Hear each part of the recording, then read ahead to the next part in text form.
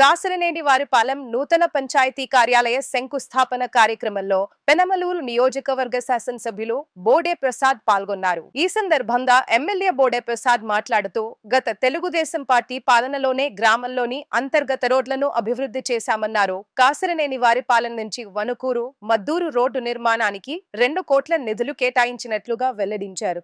ఈ కార్యక్రమంలో కూటమి నాయకులు, కార్యకర్తలు, అధికారులు తదితరులు పాల్గొన్నారు.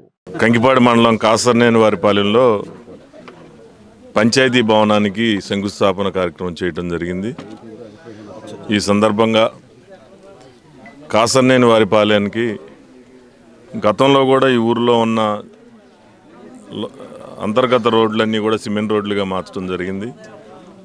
ప్రధాన రహదారికి డ్రైన్ నిర్మాణం కూడా తెలుగుదేశం పార్టీ హయాంలోనే చేయటం జరిగింది. ఈరోజు పంచాయతీ భవనానికి శంకుస్థాపన చేయడం, అలాగే గ్రామ ప్రధాన రహదారి వెడల్పు చేసి ఊరు చివరి వరకు కూడా అభివృద్ధి చేసి ఊరిని అభివృద్ధి చేయడం జరిగింది. అలాగే కాసరనేని వారిపాలెం నుంచి వనుకూరు మద్దూరు రోడ్డు వరకు కూడా 2 కోట్ల రూపాయలు శాంక్షన్ చేయించడం జరిగింది. ఇంకా ఈ ఊరికి సంబంధించి చోడవరం కాసరనేని వారిపాలెం మద్దూరు చిన్న కట్ట రోడ్డు